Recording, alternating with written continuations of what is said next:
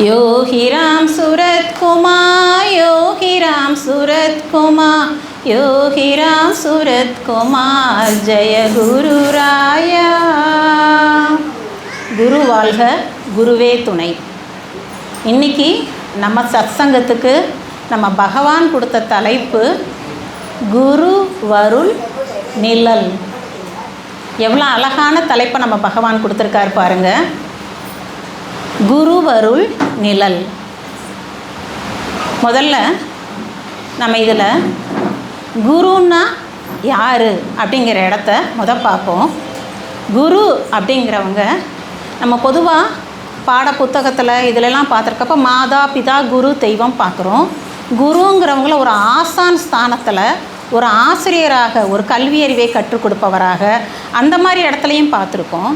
But இப்போ நம்ம பார்க்குற இந்த குரு யார் அப்படின்னு சொன்னோம்னா, ஒரு ஞான அறிவை கொடுப்பவராக, வெறும் கல்வி அறிவு மட்டும் இல்லை, ஒரு ஞான அறிவை கொடுத்து நம்மக்கிட்ட இன்றைக்கி நிறையா விஷயங்கள் நம்மளை ஒரு மாயையில் சிக்க வச்சு இந்த உலக வாழ்க்கையில் பயங்கரமாக ஒரு துன்பமோ ஒரு இன்பமோ எதுவாக இருந்தாலும் அதை நமக்கு சரிசமமாக பாவிக்க தெரியாமல் அந்த மாயையில் சிக்கி நம்ம இருக்கிறப்ப நம்மளை கடத்தேற்றுவதற்காக, நம்மளுடைய அறியாமை இருளை போக்குவதற்காக நமக்கு அமைஞ்சிருக்கிறது தான் குரு அப்படிங்கிறத பார்க்குறோம். அப்போ இந்த குருங்கிற விஷயத்துக்குள்ளே எவ்வளோ ஞானங்கள் இருக்குது. அதாவது இந்த கலியுகத்தில் கடவுளை அடையணும் அப்படின்னா அதுக்கு ரொம்ப எளிமையான பாதை, ரொம்ப எளிமையான பாதை, யாராலும் ஈஸியாக பின்பற்றுறதுனா. இதுக்கு முந்தின யுகத்துலலாம் பார்த்திங்கன்னா ஒரு பெரிய யாகம் நடத்தணும், அஸ்வமேத யாகம் நடத்தணும், அப்போனா தான் இறைவனை நெருங்க முடியும். அந்த மாதிரிலாம் இருந்திருக்கு. நிறைய தியானம் பண்ணணும், தவம் பண்ணணும், அப்படிலாம் இருந்திருக்கு. ஆனால் இன்றைக்கி இந்த இல்லற வாழ்க்கையில் இருந்துக்கிட்டே நம்ம குருவை அடையிறது ரொம்ப எளிமையான வழி அப்படிங்கிற ஒரு பக்தி மார்க்கத்தை நமக்கு காமிச்சு, அந்த பக்தி மார்க்கத்தில் எந்த மாதிரி பகவான் நாமத்தை நம்ம சொல்லணும் அப்படிங்கிற நாமத்தையும் நமக்கு எளிதாக எடுத்து கொடுத்து, அதுக்காக அவர் பட்ட கஷ்டங்கள், அவர் பட்ட துயரங்கள் பார்த்திங்கன்னா எக்கச்சக்கம். அந்த குடும்பத்தை விட்டு, ஒரு கை குழந்தை அதெல்லாம் விட்டு பிரிந்து வந்து பல்லாயிரக்கணக்கான மைல் தூரம் நடந்து ஒரு உண்ண உணவோ உடுத்துவதற்கு, ஒரு ஒதுங்குவதற்கு, மலைக்கு ஒதுங்குவதற்கு கூட இடமில்லாதம அவ்வளோ கஷ்டங்களை நமக்காக கஷ்டப்பட்டு அப்படியேப்பட்ட ஒரு குரு நமக்கு இன்றைக்கி கிடச்சிருக்காரு அப்படின்னு சொன்னோம்னா, இந்த மனித பிறவியினுடைய பயனே ஒரு பெரிய பலன். நமக்கு இந்த பகவான் கிடைத்தது, நம்ம பகவான் நமக்கு குருவாக கிடைத்தது. இந்த குருங்கிறவங்க எப்படி இருப்பாங்க அப்படின்னா, நமக்கு இன்றைக்கி இந்த வாழ்க்கை கடல்னு சொல்கிறோம், வாழ்க்கை பயணம் சொல்கிறோம், ஏதோ ஒன்று இந்த வாழ்க்கை கடலில் அழகாக ஒரு ஒரு போட்டு மாதிரி ஒரு கொண்டு வந்து நம்மளை அப்படியே அந்த கடலில் எவ்வளோ ஈஸியாக நம்ம வந்து இந்த வாழ்க்கை கடலில் கஷ்டம் இல்லாமல் நம்ம கடந்து போகிறதுக்கான பாதையை கை கொடுத்து தூக்கி போகிறவர் தான் அந்த குரு. அப்போ இந்த குருவினுடைய அருள் எப்படி இருக்கும் அப்படின்னு பார்த்தோம் அப்படின்னா, இந்த குருவினுடைய அருள் வந்து ஒரு பொருளை மட்டும் தருவதாக, என்ன செல்வம் மட்டும் இருந்தால் போதுமா, இல்லை கல்வி மட்டும் இருந்தால் போதுமா அப்படிங்கிற மாதிரியாக இல்லாமல், அந்த குருவினுடைய அருள் எப்படி இருக்கும் அப்படின்னு சொல்லி பார்த்தோம்னா, ஒரு ஒரு ஒரு மாணவன் வந்து கேட்குறான், ஸ்டூடெண்ட் கேட்குறாரு குருகிட்ட போய், குருவோட அருள்னா என்ன? எல்லாரும் குரு அருள்னு சொல்கிறாங்களே சுவாமி, அது குரு அருள்னா என்ன அப்படின்னு கேட்குறாங்க. அப்போ அந்த குரு அருள்னா, இங்கே வா அப்படின்னு காமிச்சு ஒரு தூரத்தில் ஒரு மரம் தெரியுது பாரு. ஆமாம், இப்போ எப்படி இருக்குது? வெயிலாக இருக்குது. சரி, இந்த வெயிலில் நம்ம அந்த மரத்துக்கு போவோம் அப்படின்னு சொல்லி மர நிழலுக்கு கூட்டு போகிறாரு. கூட்டு போயிட்டு சொல்கிறாரு, இப்போ இங்கே வெயில் இருக்கா இல்லையா? வெயில் இருக்குது. மரத்துக்குள்ளே கூடி அந்த வெயில் உள்ளே வருதா இல்லையா? வருது. ஆனால் உனக்கு எப்படி இருக்குது? எனக்கு குளுமையாக இருக்குது. ஏன்னா மரத்தோட நிழலில் நான் இருக்கேன். அப்போ அந்த குருவோட அருள் எந்த மாதிரி நம்மக்கிட்ட வருது அப்படின்னு சொன்னோம்னா, துயரங்கள் இருக்கும், துன்பங்கள் இருக்கும், நம்ம கஷ்டப்பட வேண்டிய விஷயங்கள் எல்லாம் கஷ்டப்படுவோம்.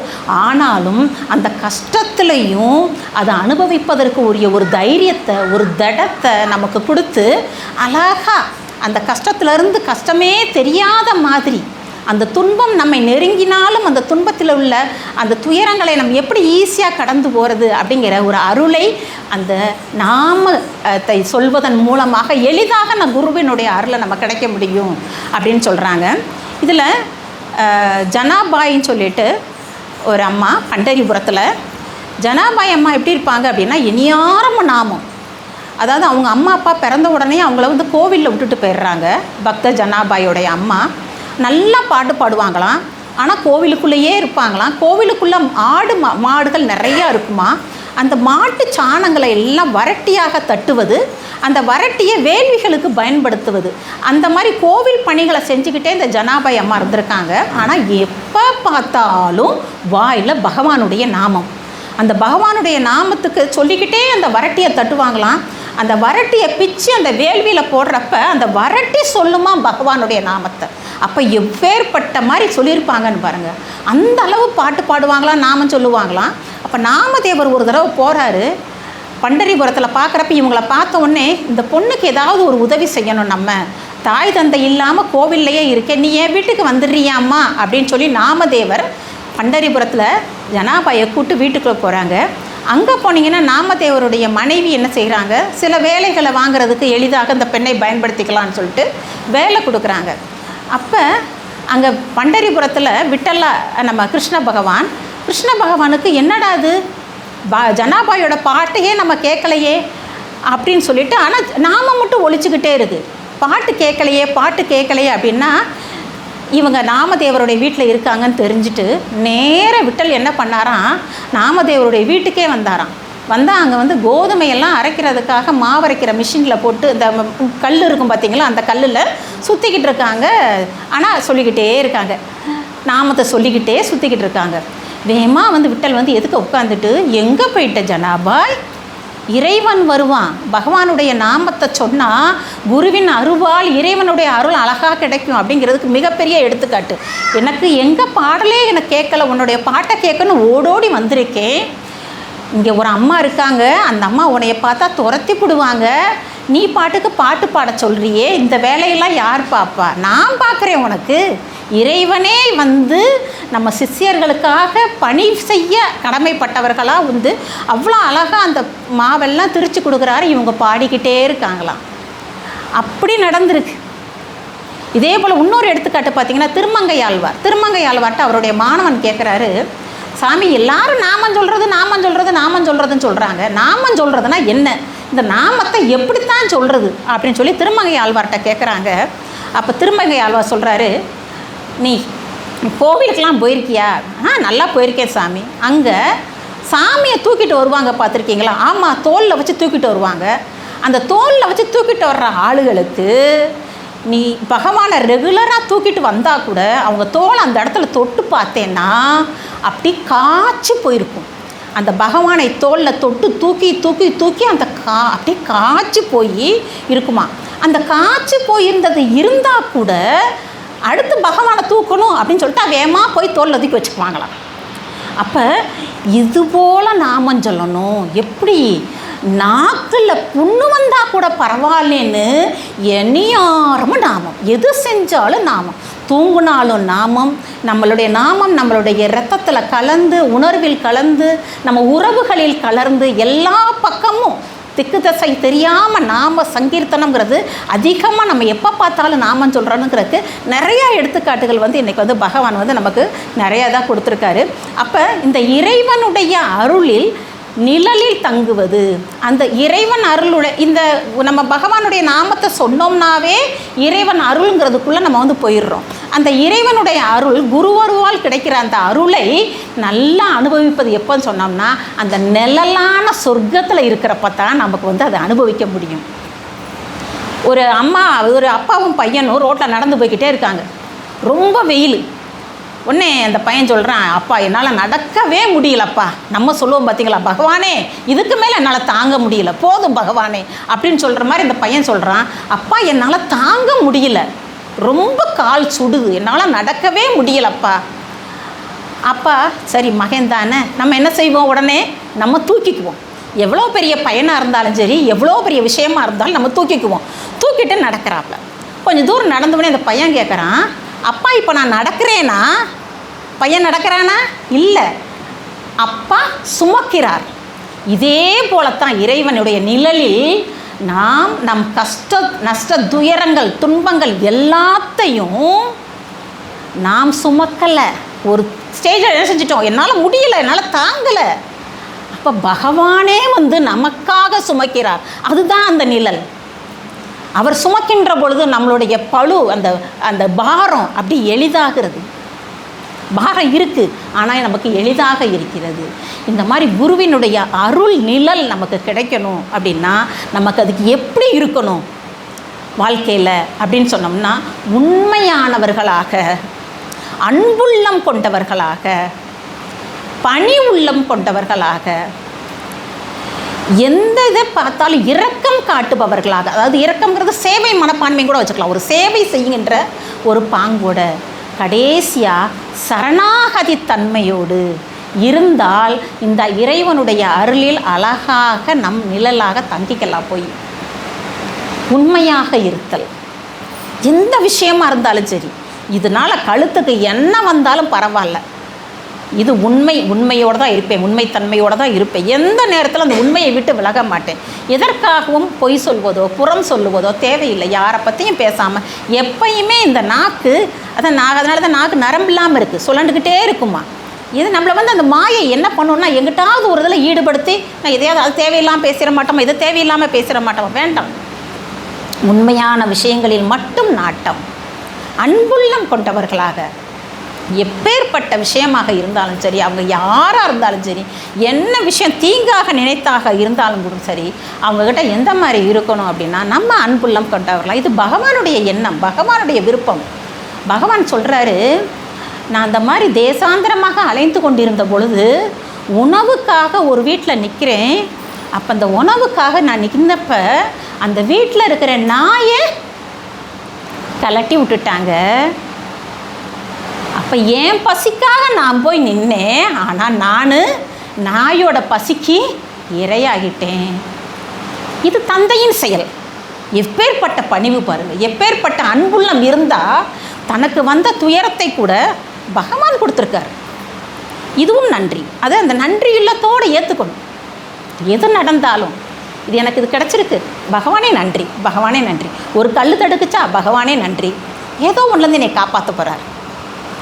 ஆனந்த பரவசம் சொல்லிட்டு நூல் ஒன்று, சரணாகதம், ஆனந்த பரவசம், இதெல்லாம் வந்து நம்ம வந்து நூலாக வந்துக்கிட்டு இருக்கோம். ஆனந்த பரவசம் அப்படிங்கிற ஒரு நூல், அதை வந்து நம்ம ஓசூர்லேருந்து பக்கத்தில் ஒரு கிராமத்துக்காரர், அந்த கிராமத்துக்காரர் என்ன பண்ணுவாராம், ரெகுலராக அந்த ஆனந்த பரவசம் நூலை வாங்கிட்டு அவர் விஓவாக வேலை பார்க்குறாராம். பஸ்ஸில் ட்ராவல் பண்ணுறப்ப அந்த புஸ்தகத்தை படிப்பாராம். ஆனந்த பரவசம் புக்கை எடுத்து பகவானுடைய என்னென்ன அவருடைய பற்றிய செய்திகள் வந்திருக்குதுங்களோ எல்லாத்தையும் படிப்பாராம். அப்போ பஸ்ஸில் ஏறி உட்காந்துட்டா அந்த கண்டக்டர் வந்து என்ன செய்வாராம், ரெகுலராக இவர் வர்றவர் அப்படிங்கிறதுனால அவருக்குன்னு ஒரு சீட்டு, இந்த சீட்டில் விஓஓ சீட், இது யாரும் உட்காந்துடாதீங்கன்னு அவர் சீட் போட்டு வச்சுருவாராம். அதில் தான் விஓஓ எப்பயுமே ஏறுவாராம். ஏறி உட்காந்துட்டு போயிருப்பாராம். போய் படிச்சுக்கிட்டே போகிறவர் ஒரு நாள் பஸ்ஸு ஏற போகிறாரு. பஸ்ஸு ஏற போகிறப்ப பார்த்தீங்கன்னா அந்த பேக்கில் இருந்து ஆனந்த பரவசம் புக்கு கீழே விழுந்துருச்சு. பஸ்ஸு கிளம்ப ரெடி ஆயிடுச்சு. இவர் பஸ்ஸு இதை புக்கை எடுத்துகிட்டு இறங்குள்ள அவர் ஏறிட்டார்னு நினச்சி விசில் அடிச்சிட்டாரு. பஸ்ஸு போயிடுச்சு. அடடா அப்படின்ட்டு ஆனந்த பரவசம் புக்கை லைட்டாக மண் இருந்திருக்கு தட்டிட்டு பகவானே அப்படின்னு சொல்லி உள்ளே வச்சுட்டு நின்ன 10வது நிமிஷம் அந்த வண்டி ஆக்சிடெண்ட் ஆச்சு. எந்த சீட்டில் அவர் உட்காந்து போவாரோ அந்த சீட்டு சுக்குநூறாக நொறுங்கி போயிடுச்சு. ஆனந்த பரவச புக்கு தான் எப்படி பகவானுடைய அருள் நிழல் கூட வருதுன்னு பாருங்கள். அதே போல் ஈரோட்டில் பத்மநாபன் சொல்லிட்டு ஒரு ஐயா இருப்பாங்க. அவங்க பார்த்திங்கன்னா யாராவது ஜாதகம் பார்க்கணும் ஏதாவது அப்படின்னு சொன்னாலும் அவங்களுக்கு பார்த்து கொடுக்குற வழக்கம் உண்டாம். ஆனால் அவர் எப்படி பார்ப்பாராம் பார்த்துக்கோங்க, சரணாகதம் புக்கு ஆனந்த பரவச புக்கு அடுக்கி வச்சுருப்பாராம். இப்போ ஒருத்தர் போய் நம்ம உட்காந்துட்டு, ஐயா எனக்கு ஜாதகம் பார்க்கணும், அப்படியா, உனக்கு என்ன குறை எல்லாத்தையும் எங்கள் அப்பன் பார்த்துக்குவார், எங்கள் யோகிராம் சுரத்குமார் ஐயா பார்த்துக்குவார், பகவானை நான் ப்ரேயர் பண்ணிக்கிறேன், நீ நினச்ச மாதிரி ஒரு புக்கை எடுன்னு சொல்லுவாராம். அந்த சரணாகதமாக ஏதோ ஒரு புக்கை கையில் எடுத்துகிட்டு வந்தால் உனக்கு விருப்பப்பட்ட பக்கத்தை எடுன்னு சொல்லுவாராம். அந்த பக்கத்தை எடுத்தால் அதில் உனக்கு விடை இருக்குன்னு சொல்லுவாராம். என்ன கோரிக்கைக்கு நம்ம வந்திருக்கோமோ அந்த கோரிக்கைக்கான விடை அதில் இருக்கும். இதெல்லாம் வந்து நம் கண்கூடாக நம்ம பகவான் நம்ம கூடையே இருந்து பார்த்துக்கிற விஷயங்கள். ஒரு நாள் வந்து நமக்கு நம்ம திருவண்ணாமலை ஆசிரமத்தில் பெருமாளையா நம்ம எல்லாருக்கும் தெரியும். பெருமாளையா பகவானோடையே ரொம்ப வருஷம் கூடையே இருந்தவர். அந்த பெருமாள் ஐயா கூட இருந்திருக்காரு பகவானோட அருளில் இருந்துட்டு நாம சங்கீர்த்தனை வந்து ரொம்ப வேகமாகவும் சொல்ல மாட்டாங்க. ஆசிரமத்தில் ஒரு மாதிரி நிதானமாக எல்லாரும் ஒரு மாதிரி ஒன்று சேர சொல்கிற மாதிரி இருக்கும். அந்த மாதிரி நிதானமாக சொல்லிக்கிட்டு இருக்கிறப்ப ஒரு பெரிய குரூப், ஒரு 40 பேர் கொண்ட குரூப்பு வர்றாங்க. 40 பேர் கொண்ட குரூப் வந்த உடனே அவங்க உள்ளே வந்து வர்றப்பயே யோகிராம் சுரத்குமார் யோகிராம் ரொம்ப கத்திக்கிட்டு, அது ஒரு விதமான அன்பு, ஆனால் ஆர்ப்பாட்டமான ஒரு விதத்தில் நுழையிறாங்க. அது அப்பாவுக்கு ஏதோ ஒரு விதத்தில் டிஸ்டர்ப் ஆகுது. அமைதியாக இருக்கின்ற அந்த தருணத்தில் டிஸ்டர்ப் ஆகுது. பெருமாளையா கொஞ்சம் சைலண்ட்டாக இருக்க சொல்லிங்க அப்படின்னு சொல்கிறாரு. இவர் நெருங்க முந்தி, ஆனால் அவங்க ரொம்ப அவரை பார்த்த சந்தோஷத்தில், பகவானை பார்த்த சந்தோஷத்தில் வேகமாக துள்ளி குதிச்சுக்கிட்டு அவங்க வந்து நாம சொல்கிறாங்க. அதில் ஒரு பக்தர் வேகமாக என்ன பண்ணுறாரு, ஒரு திராட்சை பழத்தை எடுத்து பகவான் வாயில் வேற கொடுக்குறாரு. கொடுத்துட்டு அதுக்கு ஒரு வேகமாக சத்தமாக யோகிராம் சுரத்குமார். அந்த அன்பு, ஆனாலும் பகவானால் அது தாங்கவே முடியலை. பகவான் வந்து பிரபஞ்சத்தினுடைய சொரூபம், பிரபஞ்சத்தினுடைய சக்திங்கிறது அன்னைக்கு வெளிப்பட்டுதுங்கிறாங்க. அவ்வளோ வெயில் காலம், அது தகன் வெயில் தொளிச்சுக்கிட்டு இருக்கு. ஆனால் பகவான் கோபத்தில் இருக்கார். கொஞ்சம் கொஞ்சமாக அந்த வெப்பம் கூடுது, கோபம் கூடுது. அமைதியாக இருக்க முடியலை இவர்களாலே. அப்புறம் பெருமாளையா எந்திரிச்சு போய் அமைதியாக இருங்க சொல்கிறாங்க. ஆனால் அந்த கோபம் அதிகமாக அவ்வளோ வேகமாக மேகம் திரண்டு வருது. அப்படி ஒரு கருமையான மேகம் ஆசிரம வளாகத்தில் இது நடந்தது எல்லாரும் பார்த்துருக்காங்க. அப்படி வளாகத்தில் அப்படியே மேகம் திரண்டு நிற்கிது. ஒரு க்ஷணம்தான். அடுத்து டக்குன்னு பெருமாளையா எந்திரிச்சு போய் தயவு செய்து அமைதியாக இருங்க அப்படின்னு கூல் டவுன் பண்ணிவிட்டு அப்படி பகவான் பக்கத்தில் வராரு. அப்படி பகவான் அப்படியே சாந்தமாகறாங்க. சாந்தமானவுடனே பழையபடி வெயில் வருது அந்த இடத்துல. எவ்வளோ பெரிய பிரபஞ்ச சக்தி, பிரபஞ்சத்தினுடைய சொரூபம் நம்ம பகவான்கிறத நேரில் பாருங்கள். இந்த விருதுநகரில் உமாங்கிற அம்மா, அவங்களுக்கு மதுரையில் டெஸ்ட் பண்ணப்போ கேன்சருங்கிறது உறுதியாயிருச்சு. அப்போ அடுத்த டெஸ்ட்டுக்கு சென்னை போகிறாங்க. சென்னையில் போய் ட்ரீட்மெண்ட்டுக்காக போகிறாங்க. ட்ரீட்மெண்ட்டுக்கான எல்லா விஷயமும் ரெடி பண்ணியாச்சு. சென்னைக்கு காரில் ஏற போகிறாங்க. காரில் ஏற போகிறப்ப போஸ்ட்மேன் வர்றாரு. கரெக்டாக சரணாகதம் புக்கு வருது. அவ்வளோ நேரம் ஒரு மனக்கலக்கத்தோட, ஒரு பயத்தோடு இருந்த அம்மா அந்த சரணாகதம் புக்கை பார்த்தோன்னே அப்பா வந்துட்டார், பகவான் வந்துட்டார், இம்மை எனக்கு பயம் இல்லை அப்படின்ட்டு போகிறாங்க. போய் அங்கே ஒரு நாள் டெஸ்ட்டு முழுக்க நடக்குது. ஆனால் எந்த ஒரு பிரச்சனையும் இல்லை, இருந்த தடமே தெரியாமல் அவங்க நலமாகி வந்தாங்க. இதெல்லாம் வந்து நம்ம கண்கூடாக பார்க்குறோம். பகவானுடைய பெருமைகள் வந்து அந்த குருவினுடைய நிழலுக்குள்ளே போயிட்டோம் அப்படின்னா அந்த நம்மளுடைய பண்புகளை மட்டும் அதற்கேற்ற மாதிரி வளர்த்து கொள்ள வேண்டும். அந்த அன்போடு, அந்த பணிவோடு எந்த நேரமும் அதாவது நம்ம வந்து கஷ்டம் வந்தால் தான், ஒரு துயரம் வந்தால் தான் பகவானுடைய நாமத்தை அதிகமாக சொல்கிறோம் அப்படிங்கிறது இல்லாமல் சர்வகாலமும் நம்மளுடைய நாக்கு என்ன சொல்லணும் அப்படின்னா நாமத்தை சொல்லிக்கிட்டே இருக்கணும். நம்மளுடைய சமையலறையில் இருக்குமா, சமையலறையில் எப்போ பார்த்தாலும் ஒரு கடுகு எடுத்தாலும் நாமம் சொல்லுவோம், எண்ணெய் ஊற்றினாலும் நாமம் சொல்லுவோம். பகவானுடைய நாமத்தை சொல்லி உள்ளே இருக்கின்ற நம்ம சமையலறை பொருட்கள் எல்லாம் என்னவா இருக்கும், நாமம் நிறைஞ்சிருக்கும். எப்படி இந்த ஜனாபாயுடைய அந்த எரு வட்டி எப்படி இருந்துச்சு, அது பிச்சா கூட நாமம் சொல்லுச்சு. அந்த மாதிரி நம்ம நாமம் எல்லாமே சகலமும் சர்வமும் நம்ம நாமந்தான் அப்படின்னு இருந்தோம் அப்படின்னா நம்மளுடைய குரு அருள் வந்து அழகாக ஒரு நிழல் தாங்கியாக, எப்பேற்பட்ட கருணை உள்ளம் படைத்த குரு இன்றைக்கி நமக்கு கிடச்சிருக்காரு. இந்த அருளை வந்து நம்ம பயன்படுத்திக்கணும் அப்படிங்கிறத இந்த இடத்துல நான் கேட்டுக்கிறேன். மேலும் நம்மளுடைய சத் சங்கத்துக்கு இன்றைக்கி வந்து கலந்துக்கிட்ட அன்பர்களும் சரி, நம் யோகிய அன்பர்கள் அனைவருடைய உள்ளத்திலும் அமைதி பெருக வேண்டும், ஒற்றுமை மேங்க வேண்டும். ஒற்றுமை பெருகி மக்களுடைய மேன்மை நன்கு முன்னேறி அவங்கவுங்க குடும்பத்தில் அவங்கவுங்க இல்லம் சந்தோஷமாக நிரம்பி வழியணும் அப்படின்னு சொல்லி எல்லாத்துக்கும் தேவை குருவருள் அப்படின்னு சொல்லி வாய்ப்புக்கு நன்றி கூறி விடைபெறுகிறேன். நன்றி, வணக்கம். யோகிராம் சுரத்குமார், யோகிராம் சுரத்குமார், யோகிராம் சுரத்குமார். ஜெய குரு ராயா. குரு வாழ்க, குருவே துணை.